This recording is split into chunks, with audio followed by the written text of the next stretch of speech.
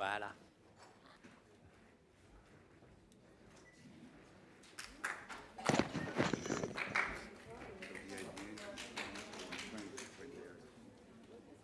Comme vous voulez.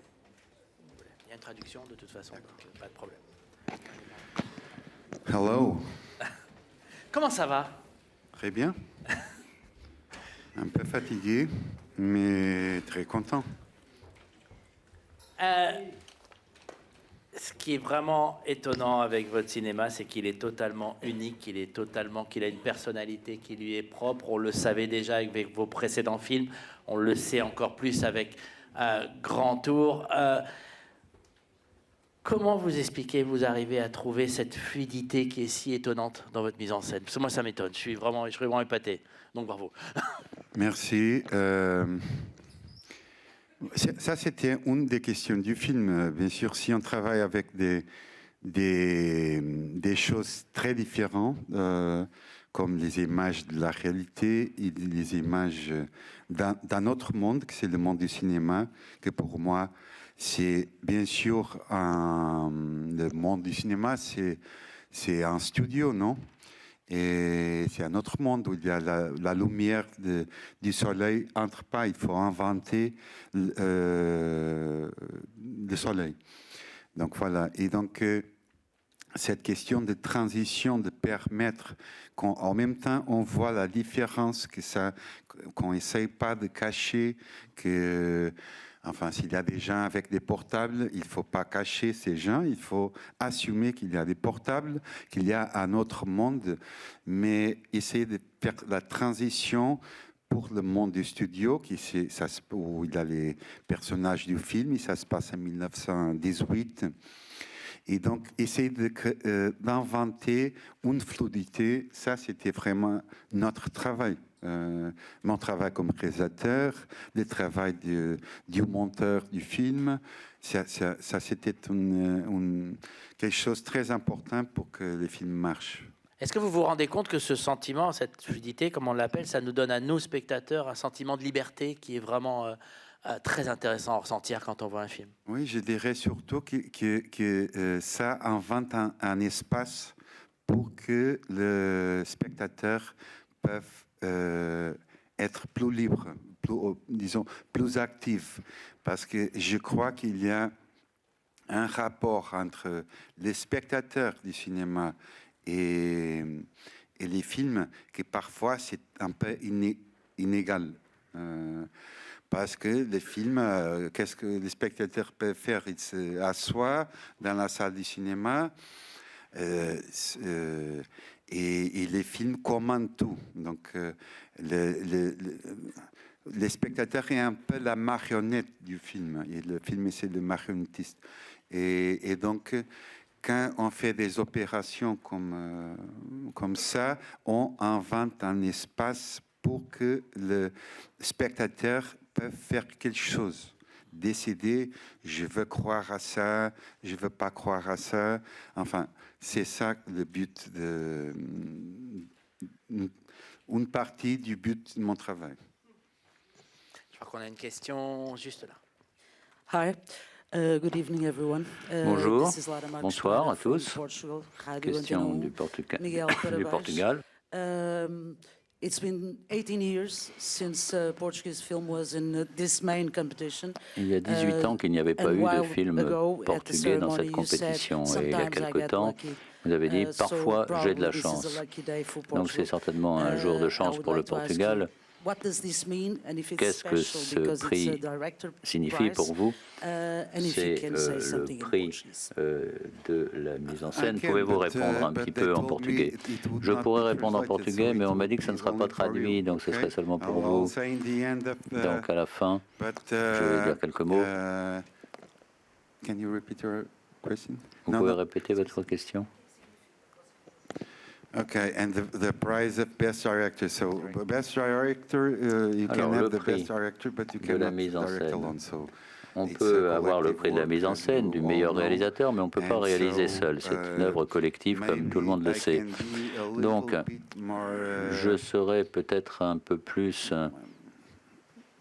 I can have worse days.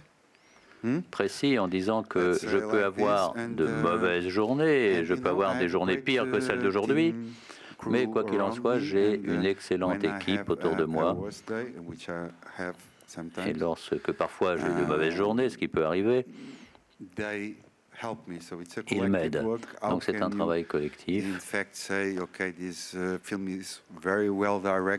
On peut dire que ce film est très bien réalisé, mais qui sait ce qui s'est passé pendant le tournage? Je peux vous dire que je suis très heureux. Com este prémio e queria partilhá-lo com os portugueses porque é muito difícil, às vezes, em Portugal. Há muitas dúvidas, mudam os governos, não se sabe o que é que vai acontecer com a política de apoio ao cinema e eu queria dizer que este prémio é importante também para eu ter a oportunidade de insistir que é algo essencial na cultura do país, nas políticas culturais do país, continuar a apoiar o cinema português, por pior que se diga às vezes em Portugal do cinema português. Vous avez dit que c'est important que la politique continue à aider le cinéma portugais. Oui, et que parfois c'est difficile de soutenir le cinéma portugais au Portugal. Monsieur. Miguel. Parabéns, João Antunes, Jornal de Notícias, Portugal. Miguel, ton prix a été introduit par Wim Wenders qui a dit que aujourd'hui la responsabilité des réalisateurs est encore plus grande qu'avant. Est-ce que, je ne sais pas si tu as écouté, parce que j'imagine que tu étais nerveux dans la salle, mais qu'est-ce que tu penses de cette phrase de Wim Wenders? Je pense que la responsabilité des réalisateurs, c'est d'essayer de faire des films qui vont partager avec les spectateurs et qui vont avoir des choses différentes, donc à des gens qui s'intéressent par quelque chose et d'autres pour d'autres choses. La responsabilité, c'est pas... C'était un grand honneur d'avoir reçu le prix de la main de Wim Wenders, mais je ne sais pas, j'étais pas si nerveux parce que moi je ne savais pas que je pouvais gagner ces prix, donc je n'attendais pas que c'était à ces moments, ni à quelqu'un d'autre, parce que moi, j'avais aucune idée que quel genre de prix je pouvais recevoir.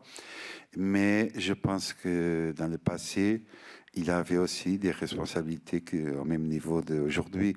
Bien sûr qu'aujourd'hui, le monde, il va encore plus sombre.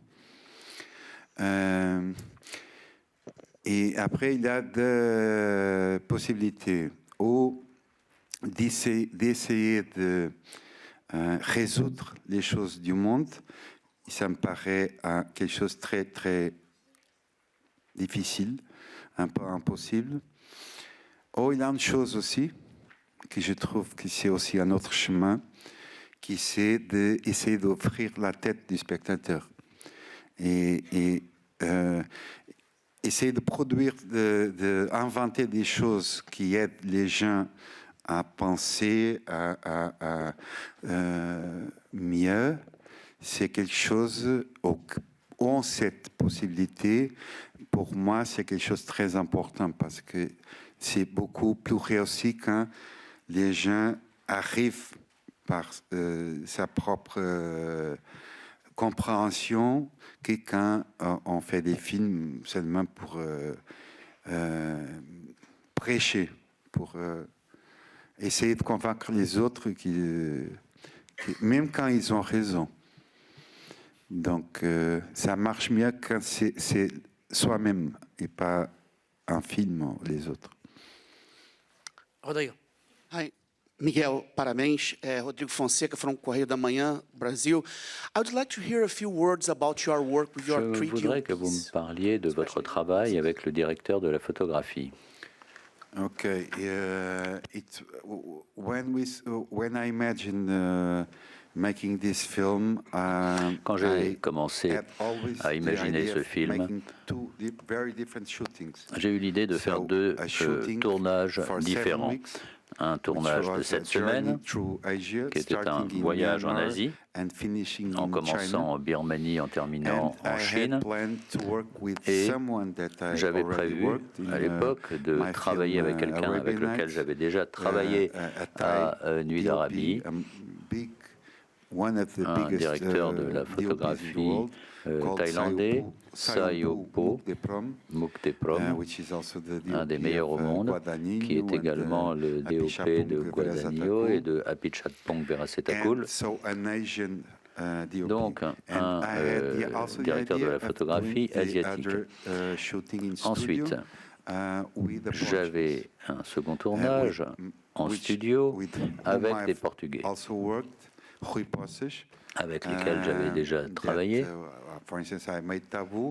avec lequel j'avais fait Tabou.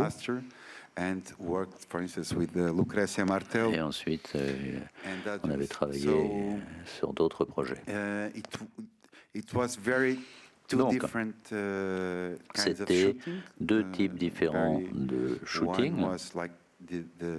Le défi consistait à aller travailler tous les jours sans vraiment comprendre quel allait être le temps à l'extérieur, qu'il neige, qu'il fasse beau, qu'il pleuve. Et on allait essayer d'en faire quelque chose.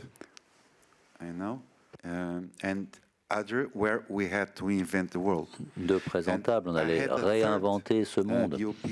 Et ensuite, j'ai eu un troisième directeur de la photographie parce que nous n'avons pas pu finir la dernière partie de ce voyage en Asie à cause de l'épidémie. C'était en février 2020. Donc, nous n'avons pas pu aller en Chine. C'était le dernier pays où nous devions tourner.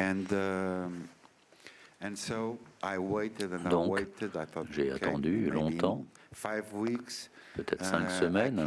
Je me suis dit peut-être que dans un mois, je pourrai retourner en Chine, on ouvrira les frontières, mais les frontières ne se sont jamais ouvertes à cause de la politique chinoise lors de l'épidémie. J'ai donc attendu 2 ans et j'ai décidé de faire ce tournage à distance. J'ai travaillé avec ce directeur de la photographie que je n'avais jamais rencontré en tête-à-tête, en direct. Il s'appelle Gu Liang. Je ne l'ai jamais rencontré. C'est pas un grand maître, mais c'est quelqu'un qui fait un travail remarquable dans le film. Ce n'était pas un directeur de la photographie professionnel. Il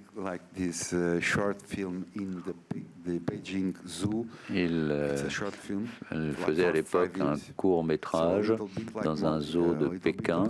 Il y avait travaillé 5 ans à ce court-métrage. Il allait filmer des animaux au zoo de Pékin tous les jours. J'ai vu son travail et je me suis dit, mais il est fantastique, on va travailler ensemble. Voilà l'histoire des directeurs de la photographie. Félicitations pour un prix très mérité. Merci beaucoup. Merci. Miguel Gomes, prix de la mise en scène pour son grand tour. Il a remercié le cinéma portugais. N'oubliez pas le prix.